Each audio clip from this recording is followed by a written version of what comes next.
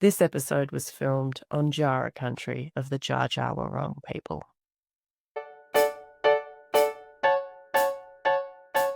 Nick's tiny house journey has been different to a lot of people's. He actually started with a mortgage. He started in home ownership, but he was so burdened by being house poor because of this mortgage that he'd taken on. And he tells the story of how the things that occurred to him inside his mortgage situation was so undesirable that he decided to flip it and change it so that he moved into a tiny house on wheels. He actually had a professional builder build him his tiny house on wheels. So he's the only person in season 3 who has not done a DIY build, and he shares about what brought him to part of his assessment to come to that decision, and he shares what it was like to engage a builder, choose a design, figure out all of the design requirements, have the house transported, find a place to live in, consider insurance, consider off-grid tiny house living, moving from the city to the country, and all of the things that have informed his particular journey. Nick has completely liberated himself financially with his tiny house. It's phenomenal. When we talk about budget, what he thought it was going to cost, what it did cost, and what his ongoing expenses are, just knowing that he's lived in this tiny house for many years now is just quite a sort of remarkable demonstration of what it can do when it really works out well. So stick around for this conversation because it is quite a remarkable set of data points for your tiny house build. I consider it a huge success, and I'm really pleased to have recently caught up with Nick here in 2025 for this interview. Candid Tiny House is a podcast and a video where I get to go back to our past clients, people who've bought a trailer from us and taken a course on how to build a tiny house on wheels in Australia. And they've gone ahead and built their tiny house. And then we get to have an honest, deep, reflective conversation about what it's really like to build a tiny house so that you can learn from their reflections, their mistakes, their wisdom, all of their rich and varied experiences for building a tiny house on wheels in Australia. So grab your notebook and a cup of tea because we're sharing real stories of what it's like to build a tiny house in Australia. Hi, Nick. Hi, Shannon.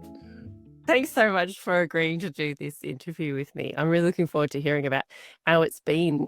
I think you've been in your house for a couple of years now. Do you remember how long it's been? Yeah, so I moved in July 2022. So it's just been on like over 3 years. Wow, that's a long time.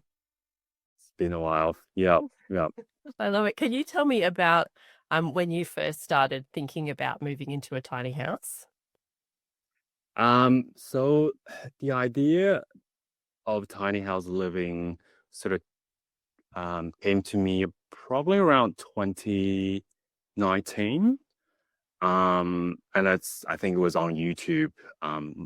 Some of the real, I think it was living big in a tiny house. Yeah. And I think I just went down a rabbit hole and just pretty much watched everything on that channel. And that's when the idea came to me. But obviously it took me a while to actually decide that this is something I actually wanted to do. Yeah, tell me more about that. Like, what was your thought process around it? Yeah, so um before that I was living in an apartment. So I was in South Bank in Melbourne. Um I had the idea of buying a 2-bedroom apartment and renting out one of them on Airbnb because I actually trialed that with a rental before I bought that apartment in South Bank. So that kind of worked for me.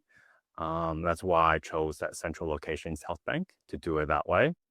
And it was definitely paying mortgage, but it was just having strangers in and out of the apartment, 24/7 was not a really fun experience. And just the idea of I'm going to do this for the next 30 years was not fun. And then June 2020 hit, and you kind of knew the rest of that story. So I couldn't do that Airbnb for a while.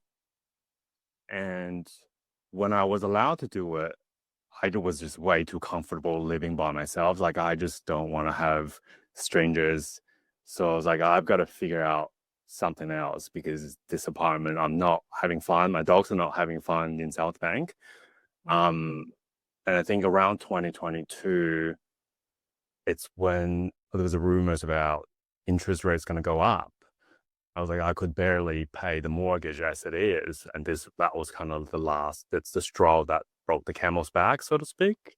So that's when I was like, okay, now I've actually got to do it. I'm actually gonna sell my apartment and then get a tiny house for myself. Wow. So you were in a really different situation to most people because you were, you had home ownership, but it sounds like the mortgage strain was just at such a peak, that it made it really unpleasant to live that way. Yeah, like I think you got your mortgage, council rate, and body corporate in an apartment that was like over $4,000 a year. Um, and on top of that, I really didn't like how central that area is. So I just didn't really enjoy the whole living situation and also apartment living in general. So it was financial and also just the environment, the area that I was in just wasn't really where I would enjoy. Yeah. Yeah, there's a lot of things stacked against you there. And another factor was my dogs. I've got two little chihuahuas. They both came from a puppy farm. So they're really, really timid, under socialized. Um, and in South Bank, it was just always something going on. Like, I remember I even tried to walk my dogs at 6 a.m. And then there would be trams going like, there's just never a quiet moment. So Yeah. one of my dogs, Rodriguez, he's about like 2 kilos.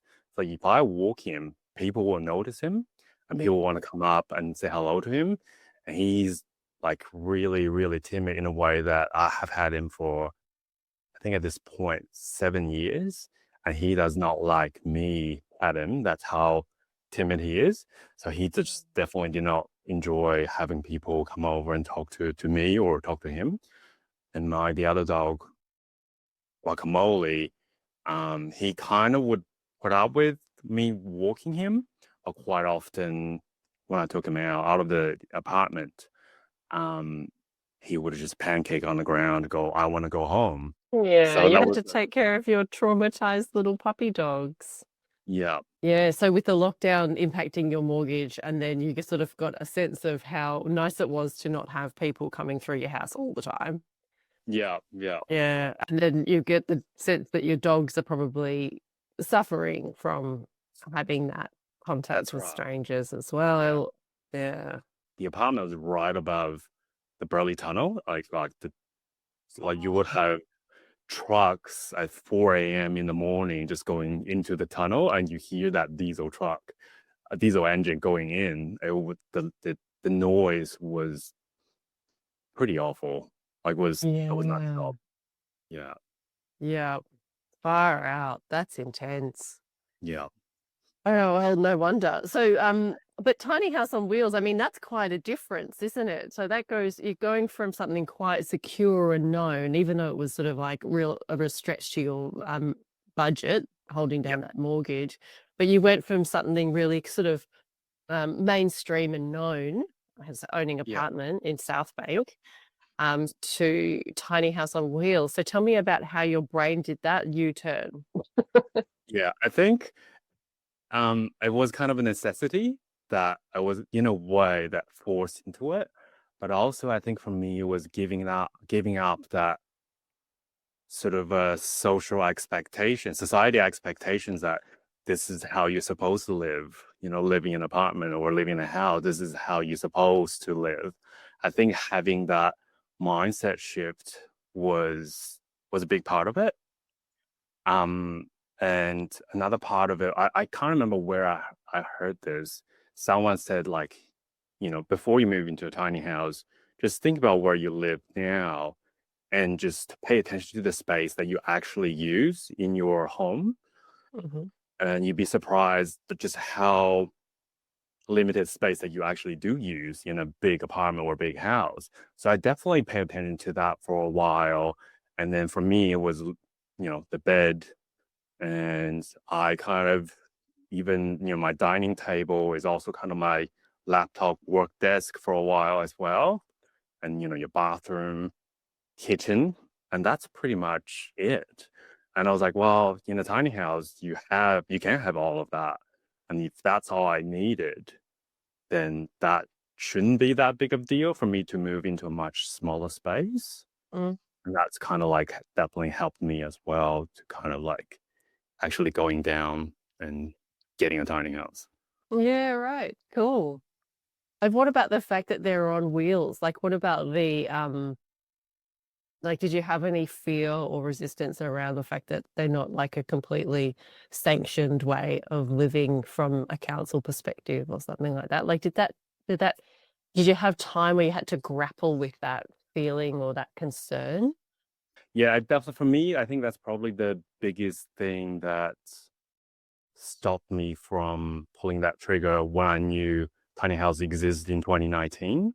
Because it took Okay. me, I guess, 3 years to kind of like the idea was in and out of my head, and um, it's that uncertainty of how am I going to find a place or a permanent place that I can just live there without ever getting kicked out by council. I think that was for me was the biggest thing that took me 3 years to kind of like decide that or like accept the risk that that could happen.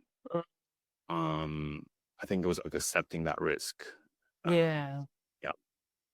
Oh, that's an interesting way, isn't it? It's like reframing it from a black and white version of like a very standard mainstream compared to a non-standard, illegal, Yeah. non-accepted. Like that's a very black and white sort of paradigm.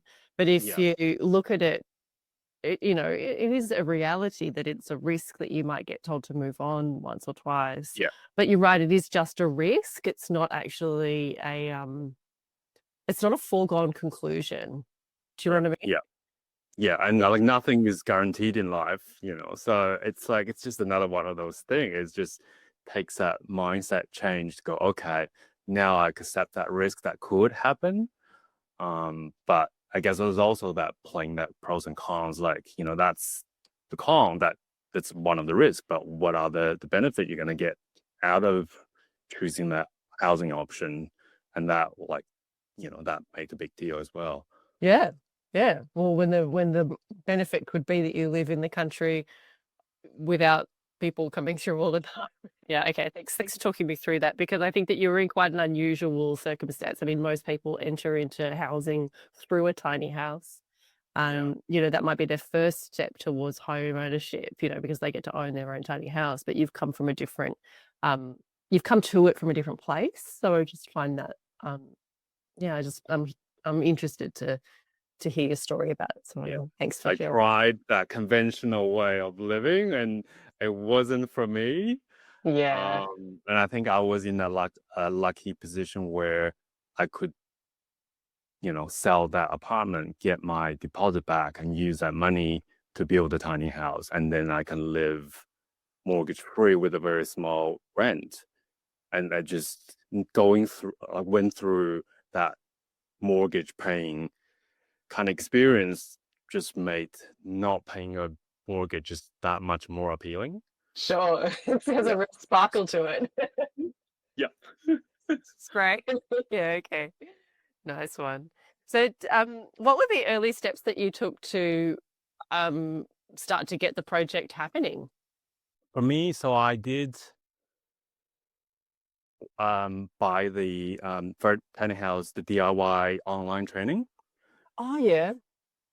A huge part of me knew that just wasn't gonna be me doing it because I was living in South Bank. You can't just build your tiny house at the back of in the backyard, or I have no location to build it, and also I didn't have the skill set nor the resource, like the people I know to help me build it. Mm-hmm. But I think I needed another confirmation to know that, yeah, I can't do it myself. So, and that's one of the reasons why I bought the online training. But it was also a way of, for me to see, I guess, the unified construction method, what that's like. I think that also gives me confident in going through with the Fred Tiny House build, Yeah. this is design. So that one helped me as well. So yeah, well, after I watched the whole DIY training, I was like, yeah, okay, this is not me. I can't do it. Um, and then it's going through the process of, organizing, selling my apartment. And in the meantime, also finding a builder, finding a floor plan and finding a builder, getting that built. Yeah. Yeah. Yeah. So talk us through, picking a floor plan and a builder. How did you go about all that? Um, so the floor, because I decided to get the trailer from you guys, and I've seen the training and the unified construction method. Like everything's meticulously designed, and I really like that aspect about how you guys design things. So I went with, I believe that's the plan that you guys have, and I was the guinea pig. I was the first one actually build according to that plan. Yeah. To be honest, I don't know why I went. I was now it's kind of a bit of a blur, but I just like, yep, this will do, and it was a builder in your kind of recommended builder list. I did try a few, just to kind of get the sense of what they're like, mostly around communication. And the one I went with was available, and also I felt really comfortable with the communication style. Right. Yeah. Yeah, nice. Yeah, so I guess a bit of backstory to the plan that you picked was just that this tiny house that I'm in is Yeah. Fred's original design, and it's Yeah. 5.4 meters long.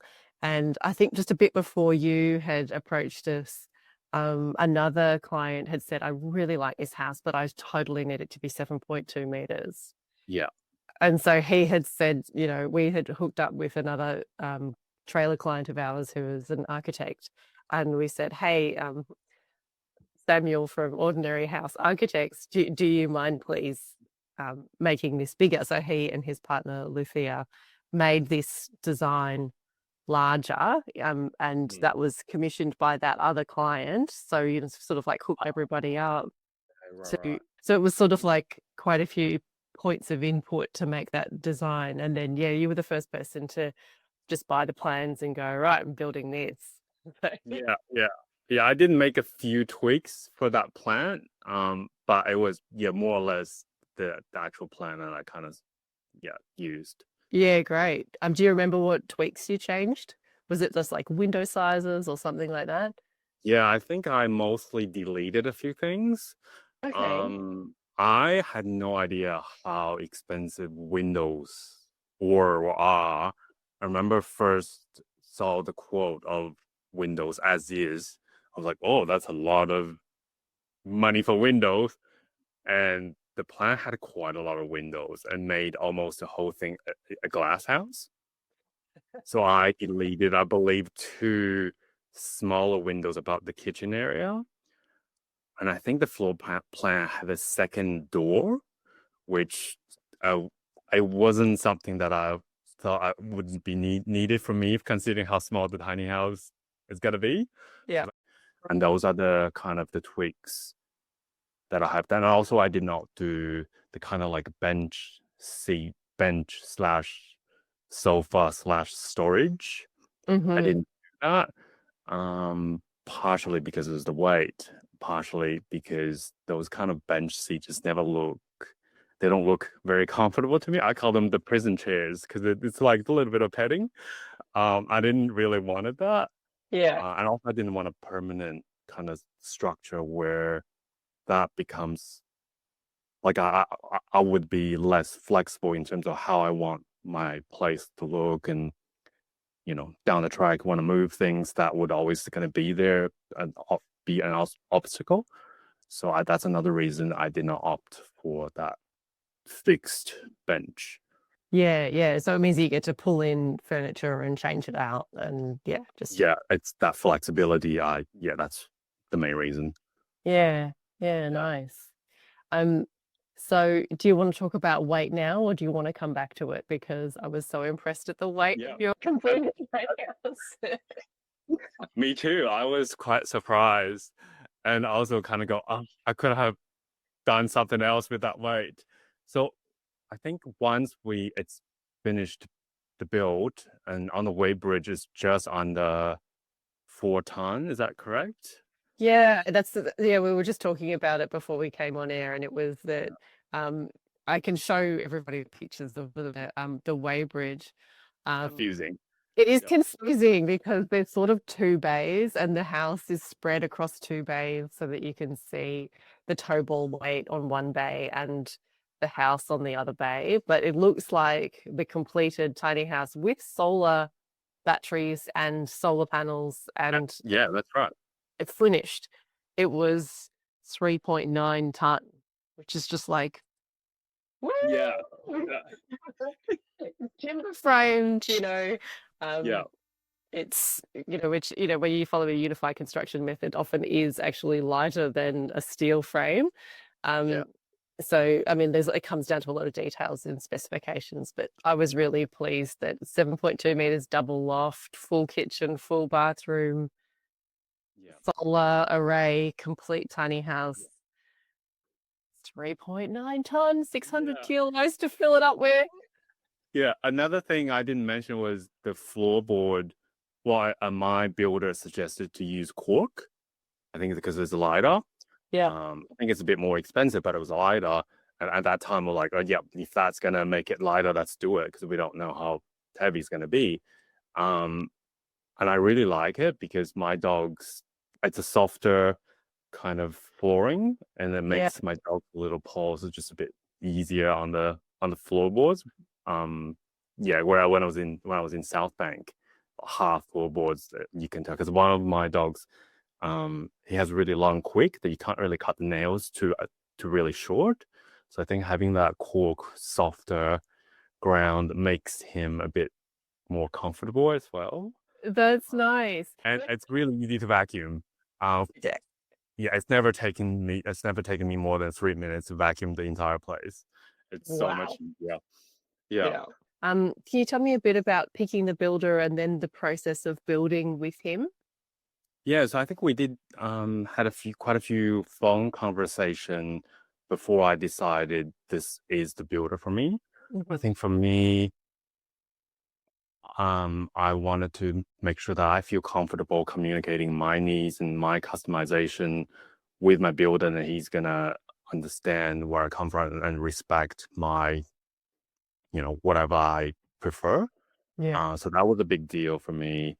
And also just communication in general. I kind of want to know the process, where are you? And, because like one of the mistakes I did was I only started looking for a parking spot after it was nearly finished.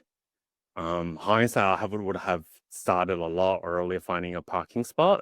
But I think at the time, with my thinking was if he keeps me updated with my build, then I know roughly when it's going to be finished, and then I'll start looking for a parking spot. It's like having those updates really helped me.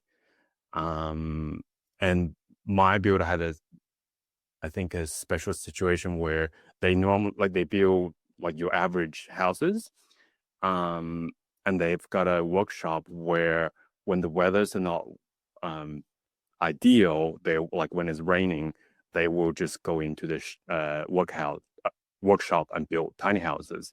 And I was lucky in a way that my build was around the winter in 2022, and that was a particularly wet winter, which means that they finished my build in I think less than 12 weeks because they couldn't really do much work outdoors. So they were just in that workshop building that tiny house. So I was kind of lucky in that way. They got it done really, really quickly. So did you end up renting whilst the house was being built, or did it just rocket through at such a pace that you didn't need to? Like, how did you do that? Yeah, so I had to sell the apartment first to get the deposit. Wow. And I was lucky that my friend Anne, I think it was a 3 or 4 bedroom house in Camberwell, and she was living by herself at the time, and she kindly offered for me to stay with her during the build. Right. And I was able to store all my belongings there as well. And I was kind of gradually getting rid of my stuff because I had to. Yeah. That made the whole process just so much easier because the other option would be finding a place to rent for, and I didn't even know how long that was going to take. No, that time period had to be very elastic, didn't it? Because if you were Yeah, dependent on the weather being bad so that your house got built, then yeah, correct. you had to be super stretchy around it. Yeah, so that was like if I ended up getting a rental, then I potentially would have to break a contract because I don't know how long I was gonna live there. So the fact that my friend Anne offered me to stay with her, that made the whole thing just so much less stressful. I guess Yeah. it was a really good bonding time for us as well. Oh, that's so nice. Yeah. It worked out well then, hey? Did you get any help? You mentioned before, like changing the specifications of your solar setup, like the batteries and the amount of solar gain that you get on your solar panels. Mm. Who did you consult with, or how did you determine your load and what size the system had to be? Yeah, I didn't do a whole lot of like research. It was kind of money was a big deciding factor, like in Yeah. terms of how much I could and willing to pay for that system, Hmm. and just getting a very, very general idea of usage of like my usage of like what my fridge was gonna how much energy my fridge is gonna use and what other appliances I'm gonna have to use to get a very, very rough idea. Because my battery, original battery, I opt for the smallest battery, which is about I think 3.5 kilowatt hour, which was very, very small. Yeah. And I realized that there's a chance that I could live with that capacity, but then that also means I would be constantly depleting the battery, which means the degradation is going to be a lot faster and potentially not lasting as long. That I probably down the track have to invest another battery to replace it. Yeah. So then I was like, oh, I could afford it, so let's just let me double the capacity, so then I don't have to deplete it all the time. I think with off-grid solar, until you live in it, you can't really truly understand how much, like your lifestyle, how much you use it, how much sun you're gonna get, that sort of, there's a lot of moving parts. It's really Yeah. difficult to tell. But one of the things I asked was, am I able to scale up if I decide, this is not enough for me? And Hmm. the battery, I was able to, put another one in if I choose to. Yeah. That gives me kind of like comfort knowing that I don't have to go all out now. If this is not big enough, once I started, living there, then I could get another battery and I guess solar as well, solar panels. Yeah. I could always get more if I choose to. Yeah. Um, but it actually works out really well with my setup as is. Because when it comes to cooking in the winter time, I mostly use gas, Yeah. my gas stove. Um, Whereas in the summer, there's plenty solar input coming in to charge the battery. I Yeah. remember the first few months, I was having like when in the summer, I was having anxiety, like I'm getting all this free energy. How am I gonna use it? Like what else can I use to um in the summer it wasn't really a big deal at all. I never had to worry about um the power. It was, I think, 2022, again, that wet year, it was a lot of, didn't have a whole lot of sun. So that was probably the year that I struggled a little bit, and also getting used to sort of how to use that off-grid system. Yeah. So I ended up did get a very small generator. I think I Okay. used that generator twice in the first year, and I never used it ever again. Because once I kind of like adapt to that solar system, I just didn't need to. Yeah. Wow. My solar panels in the winter I could only use half of it because mine's a pitch roof. In the winter, it's only half of it really getting solar coming in. Yeah. Like I'm just going to think like if the sun is running over a pitched roof like that, then you get it on both sides. But if it's down here, it's only hitting that side. Yeah, I correct. In the see. winter, the sun's really low, so you could only the sun would only hit on one side of the solar panels, and the other Yeah. side that would pretty much didn't do anything. So in the winter, technically, it's like half of it. It's probably was in use, and that yeah, I was kind of amazed that that's enough for me to charge everything. It seems really small. And are you running a conventional fridge? Yeah. So I've ended up getting a really big fridge. It's like 1.9 meters tall. So it's a big, well, it's the biggest fridge I've ever owned.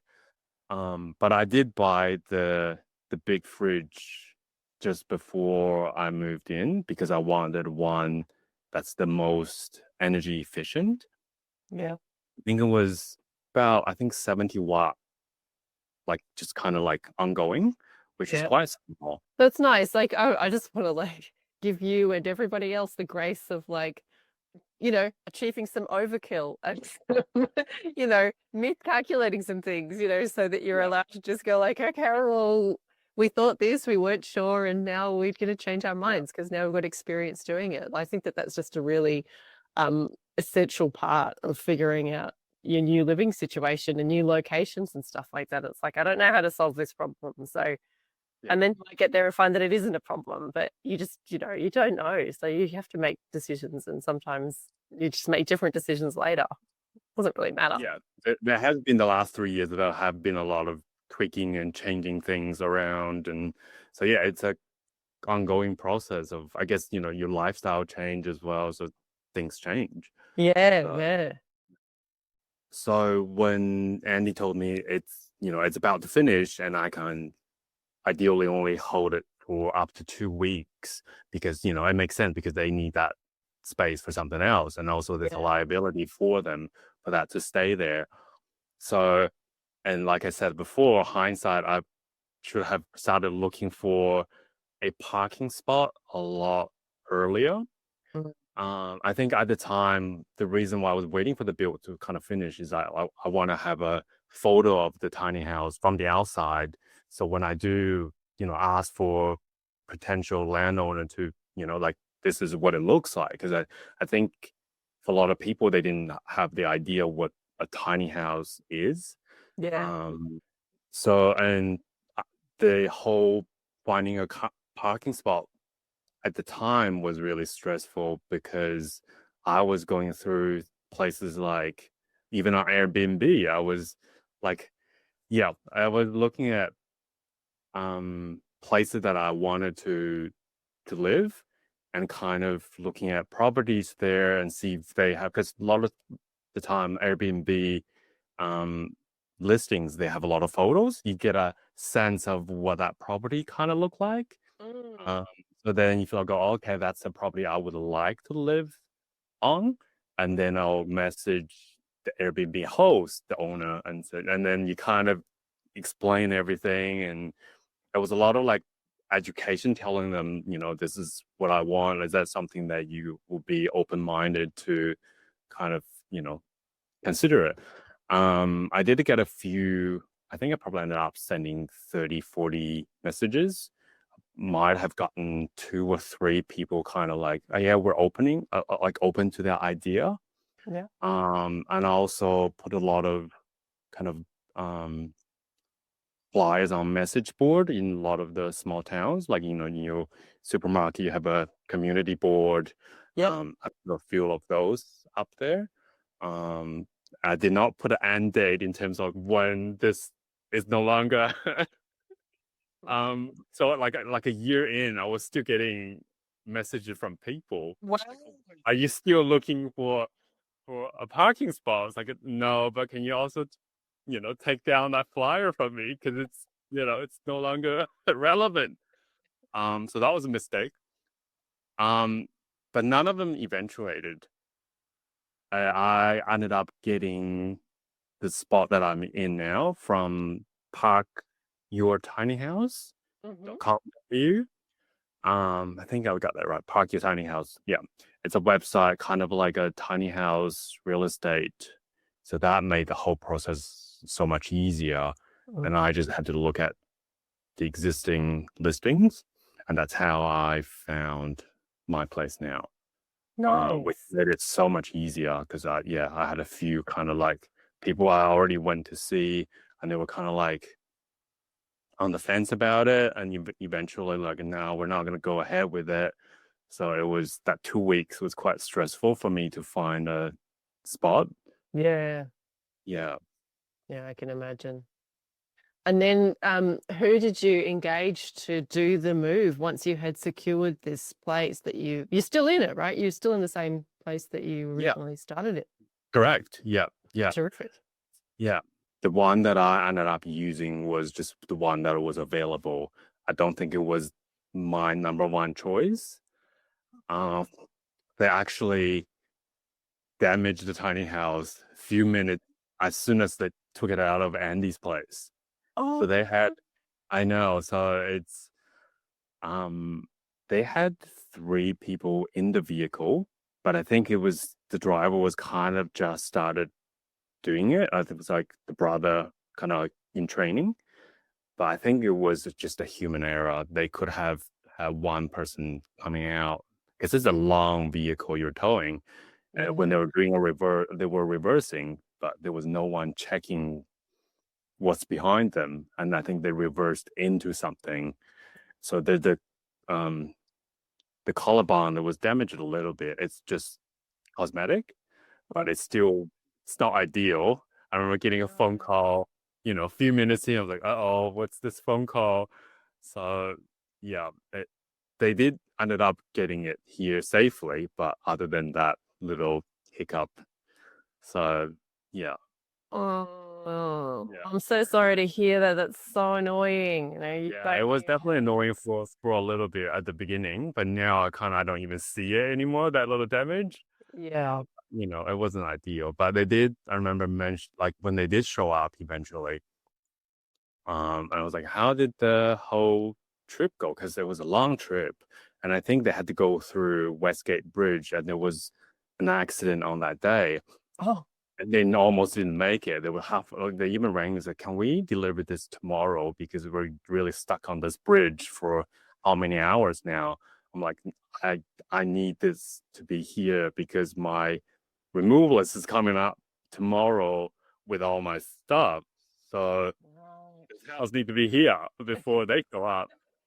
Um, so yeah, then eventually when they did show up, they said it was the best tiny house that I've ever towed. It was just so easy for them to tow it, even though it was a long trip. Oh, Uh, that's great. yeah, big volume of the build and the trailer. Yeah, great. I'm glad it was easy for them. Sounds like they needed a bit of a break since they damaged it. Yeah, it was a long day for them. Yeah, yeah. Did they level the site for you and put it in exactly the position? Or how did you manage that section of it? Um, the landowner, Drew, he helped me a lot in terms of getting the ground relatively even. Right. So in terms of the leveling, yes, the towing company, they did help me getting it leveled up. And it was leveled when it was empty. And once I have all my stuff moved in, I have to kind of make smaller tweaks because that's one of the things about living in a tiny house is like once you put stuff in, especially the fridge, where it's gonna be, it will kind of move the trailer a little bit, I guess. Then Yeah. because it's just a tiny bit of movement, you can tell when you're inside. So I had to make minor adjustments once all my fridge and all my belongings were inside. Yeah, yeah. So are you just using axle jack stands? Like, are you using the ones with the turn dial ones, or with a crank? With that one. Yeah, with the Crank, crank. yeah. Yeah, Yeah. yeah. Okay, cool. And have you taken it off its suspension so it feels solid? Because it's always going to settle a little bit, but Yeah. yeah, yeah. And how I was able to tell whether the whole thing was even was my door. If my door wasn't able to lock very easily, I was like, oh, something's off and I need to do a bit of tweak. And that's what I did Okay. at the beginning. Yeah. Yeah, Yeah. yeah. So did you find that you had to tweak it often for like the first few months or something as the ground settles underneath you? Yeah, I remember at the first few weeks, I did spend a bit of time like, oh, it's a bit of out of alignment again, and I have to, yeah, I did have to tweak it because the ground is pretty soft where I am. Yeah, yeah, So yeah, yeah, it's yeah. yeah. But that doesn't necessarily matter, does it? I imagine you don't have to do it that much anymore. Maybe after a big weather No, event. I Okay. think it was only the very beginning. There was a few weeks, and after that, that was properly settled, and I never had to do anything ever again, which is That's good. good. Yeah, Yeah. that's nice. How is it to live in? I don't have a fireplace. And I could get I guess gas heater, but I didn't get that put in either. So in the winter time, I just dress up like the Michelin Man, like really heavy down jacket and pants. And I find that's enough. Um, and also I tend to have a window open at all times just for airflow. So Okay. if I heat up inside, it's got to be difficult to keep it warm. So I just find it a lot easier just to put on more clothes for me. Right. Okay. So it sounds like your personal preference is to have fresh air, even if it's cold. Because it sounds like you don't have any heating. Pretty much. I do have like hot water bottles, like, but not that. That's not.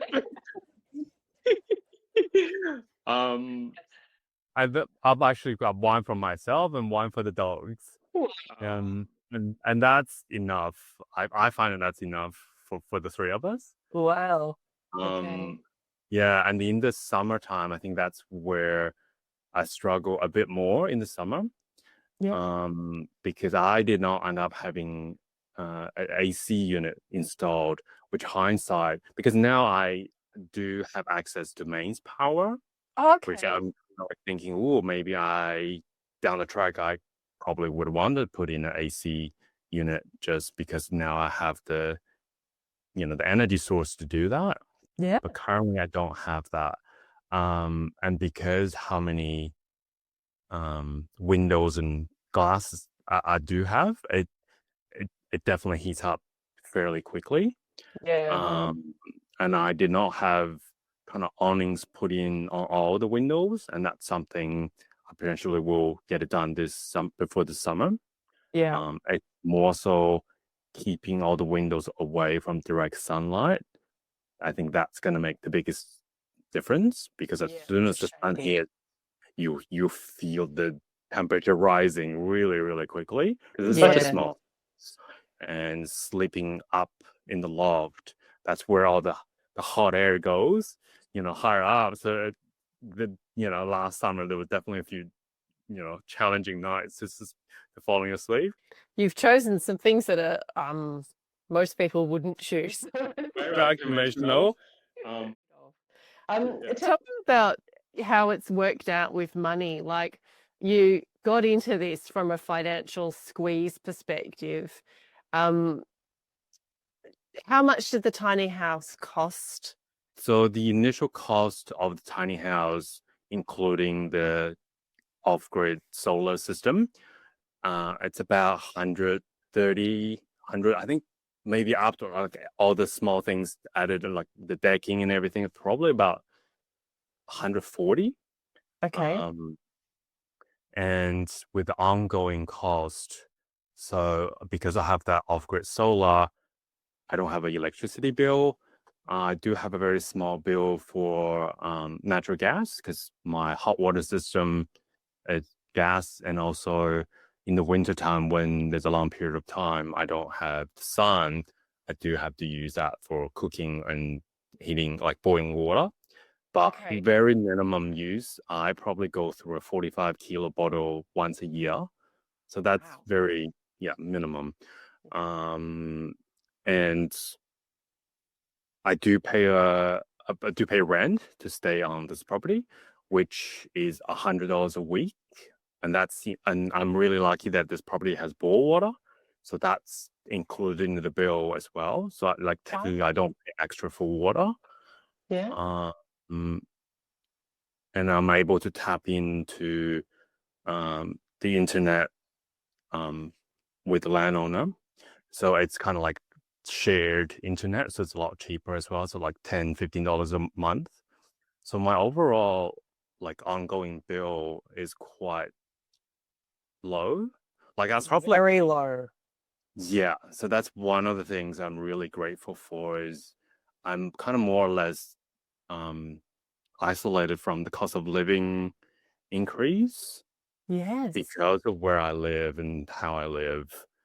I'm probably paying like in terms of rent and bills included about the same as when I was paying just the body corporate when I was living in an apartment. Yeah. Yeah, That's that is such a dramatic difference financially. Like you'd be able to save yeah, crazy amounts of money because like your cost to live is very, very it's small. it's the bottom. It's like the bottom Yeah, possible. Yeah. yeah. I think that also opens up more like job opportunities. I don't have to go for what jobs pays more to, so that I can live comfortably. So I get to choose jobs that I enjoy, even if it doesn't pay as well as, some other jobs. So that's Yeah. another big aspect of living in a tiny house is that financial side that, well, the what kind of job you're able to take. For sure. And like you'd be able to cut back to the amount of hours I imagine that you would want to do rather Yeah. than feeling forced into chasing your tail all the time. Yeah, especially right now, like how expensive rent is and like everything else. Yeah, I feel really lucky that I kind of got out of that situation just before everything kind of went up. Yeah. Yeah. Wow, you really have financially liberated yourself. Like even to hear that your rent is as low as $100 a week, to me that's very low. I've heard of other people paying up to 175 or something like that Yeah. um per week to rent space for their tiny house. And Yeah. because you're off grid, you're off grid with water and with Yeah. electricity, then you're just so yeah, such a low cost of living. So you really have liberated yourself. I mean, how does it feel on the inside to be free of the shackles of that financial burden? Yeah, I'm very grateful. Like every day I think about it, like just how comfortable I'm able to live. I don't have to Mm. worry about that financial side. Yeah, it's very comforting to know that this is, I don't have to chase, like you said, like chasing that tail and just, yeah, because I know a lot of people do. Like at work, they're worried about, not making ends meet, and it's a tough situation for a lot of people. For sure. But you do look very relaxed, which is Yeah. great. Yes. Yeah. It's amazing. Aw. And how do your dogs like being in the place that you are now? Like, is it quiet and do they show any signs of recovery or enjoyment or relaxation? Yeah. So the place I'm staying, it's about 140-acre, kind of more or less a grazing kind of farm. So pretty much I walk them just in the paddock every day. They like routine, so I just stick to the same route every day. I know it's such a trivial thing for a lot of dog parents, but just to see my dogs walk with their tails wagging, I'd never take that for granted because I knew what they were like when they were in South Bank. So to see them really happy and actually, willing to explore things and feel safe enough to explore things, I think every time I go for a walk and just also for me enjoy the peace and quiet, the like just nature, birds singing. like every time I'm grateful for like this is where I live as opposed to where I was before. Sure, it's not just when you visit on a weekend. It's like this is our Right. reality now. So Yeah. nice. I really enjoy that peace and quiet now, which I did not Yeah. have. Yeah. Yeah. Yeah, you really flipped the switch. I mean, from living mid city, um, total mortgage stress, like completely unaffordable and noisy and stress symptoms around you all the time, Yeah. to like it's like a 180, isn't it? 180, absolute 180. Yeah. Like, well, $100 a week, like no mortgage, choice around everything, and your dogs are happy with their tails up. So Yeah. nice. Yeah. I mean, it obviously didn't happen in a day. So there was a lot of like, a lot of uncertainty when I first moved here, like finding where I'm gonna find a job, am I gonna enjoy this? Because, like also um you're gonna meet new people, make new friends because I'm like Yeah. 2 hours away from where I used to live. So, there were a lot of uncertainty at the beginning. I Yeah. think finding a job kind of living in the middle of nowhere was a big part of it. Yeah. Um, so there was a lot of small things, kind of like small challenges and big challenges. But now I think I'm in 3 years in, I'm in a really, really good place. But yeah, it didn't happen overnight. But yeah, I'm Sure. really Yeah. happy where I am now. Oh, I'm so glad for you. Yeah, thank you. Do you have any like a sort of advice for anybody who's thinking about taking on a build, like a tiny house, getting somebody to build them a tiny house, or thinking about making a switch to that kind of lifestyle? Um, so when it comes to, I guess, finding a builder, the only advice I have is shop around. Like if the first or second or the third, just something is not right, just keep shopping around until you find one that you feel comfortable. I Mm. think it's such a like that build was quite a stressful thing for me to take on, like not actually building it, but going through that process to have someone that was there and kind of in a way like holding your hand and saying that everything will be okay. This is what we're doing. It was a big part of making it just a lot less stressful for me. Yeah. I think that was important. Um, just never feel pressured that this is the builder and I've got to get it, now. Mm. Um, and also, I think for me, looking back, um, you're gonna make mistakes. There are gonna be small mistakes that's gonna be made, and I think like knowing that's gonna happen, um, and also don't be too hard on yourself when it does happen. Because for me, one of the things there was no way I could predict it was because the trailer ended up opting in for the underfloor storage, Yep. which they were great. It was really good to have the two underfloor storage. Hmm. I was one of the things I couldn't think about was the opening of the floorboards to Yeah. get the access. It was just teeny tiny bit too big for the fridge to like, it's the fridge almost like sit on top of the opening. So to open the floors to get access was a little bit of a struggle. I can do it, but it was a bit of a struggle. But like stuff like that, you were never gonna be able to predict, like figure out everything. So there's gonna be small mistakes made. Yeah. Yeah. Yeah. But if you give yourself permission to make mistakes and live with them, or to make mistakes and be able to change them later, then you do Yeah. get a bit more free to move forward into the next step, don't you? Yeah. And another one I think is just accept that unpredictability and that uncertainty of mostly around finding a parking spot. I think having that park your tiny house or sorry, park my tiny house, I think that's the name of the website, has been a great tool. And I think that website is still around. And I can only imagine they have a lot more listings on there now. So Mm. that did make my life so much easier for having that service. Yeah. Um, and another one is around insurance.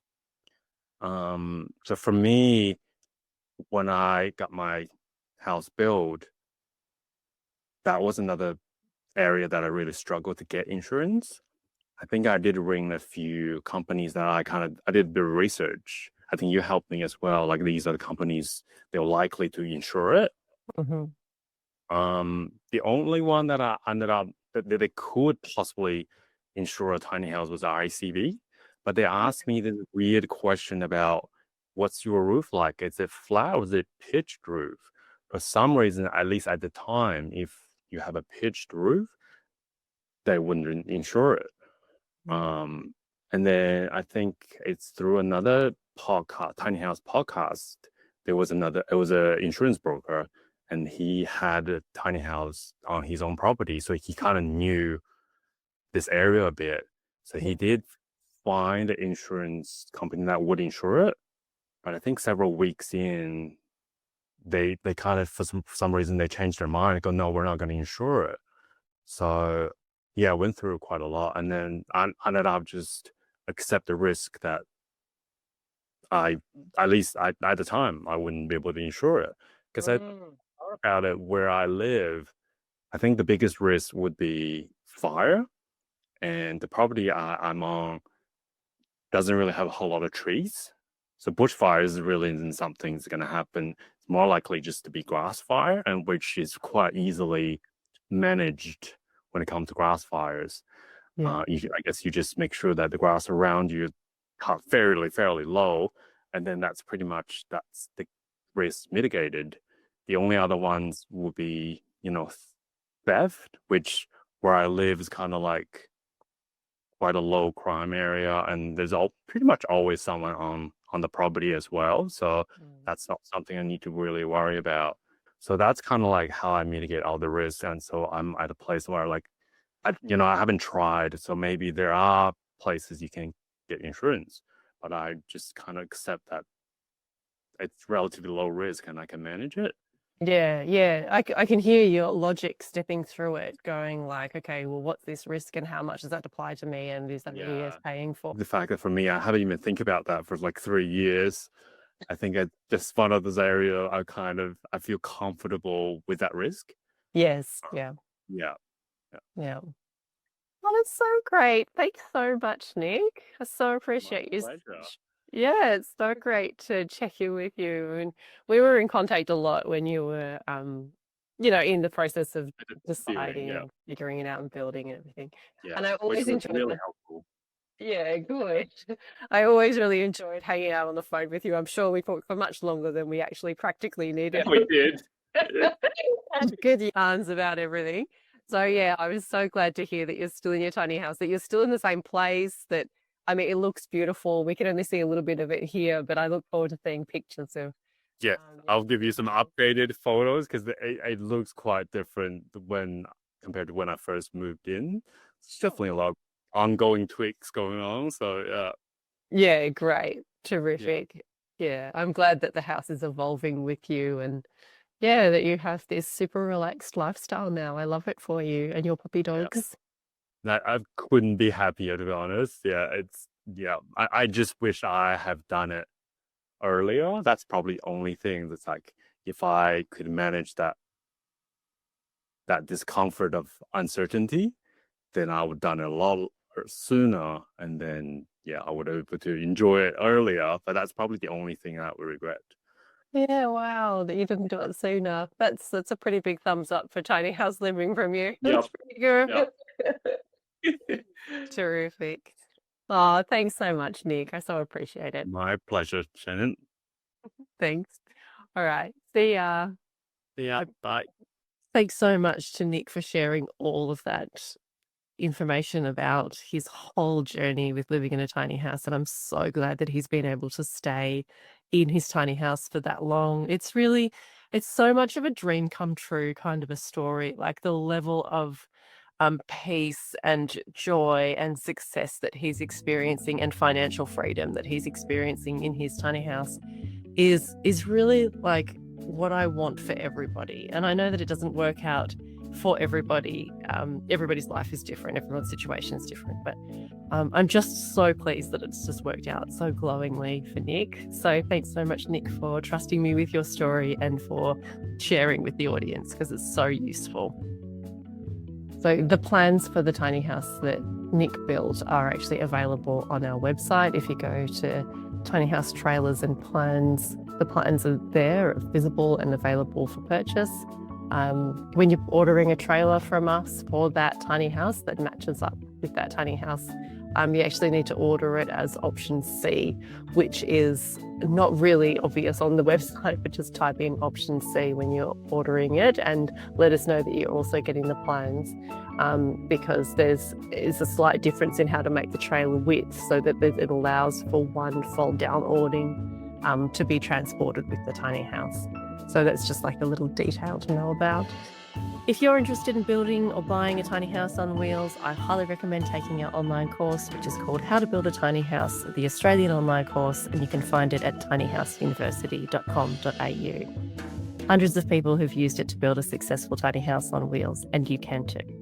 We also offer weekend workshops throughout the year where you get to sit for a whole weekend in a classroom environment and thrash out the problems of tiny house building. You'll be taught all of the basics, plus a whole bunch of new material about vapor permeable membranes and everything that we've learnt from passive house experiences for tiny house living to get the best thermal performance and humidity management in your tiny house.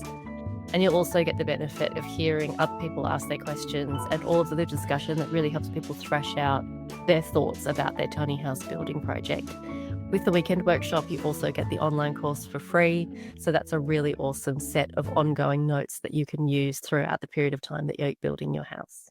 So pop over to fredstinyhouses.com.au/education to find out more about those education offerings. You can follow Fred's Tiny Houses on Instagram, Facebook, TikTok, YouTube, and Pinterest. You can also reach out to us and just write to info@fredstinyhouses.com.au, and that email comes to me and I'll write back. If you're ready to buy a Fred's Tiny House trailer, then pop over to our website, fredstinyhouses.com.au/shop, and peruse through our wide range of tiny house trailers. We only build tiny house trailers. We don't build any type of other trailer. We specifically design all of our trailers with your house in mind. So everything that you need to think about for a tiny house build is considered inside a tiny house trailer design from Fred's Tiny Houses. So check that out at fredstinyhouses.com.au/shop. Please share these episodes with people that you know and love who are interested in tiny house builds. The more people who know about it, the better. Give us a positive review on Apple Podcasts and on YouTube and on Google and on Facebook and all the places. We love 5-star reviews. You'll see heaps of people have already done it, and we're really welcoming more because we want more and more people to build successful tiny house builds across Australia. Thanks heaps. Stick around next week to meet Tyson. He was fresh out of uni and had never built more than a desk, I think, or a coffee table before he built his own tiny house completely by himself. It's a very impressive and a very beautiful outcome. So stick around next week to meet Tyson in South Australia. If you've been listening to the podcast and you'd also like to see the tiny houses that we're talking about, you can actually watch the interviews on YouTube, where we get to see all of the pictures of their tiny house, their outcome, as well as the build. And it really helps to illustrate the conversation that we're having. So feel free to pop over to YouTube, and you can subscribe by looking up Fred's Tiny Houses and checking out the playlist of Candid Tiny House.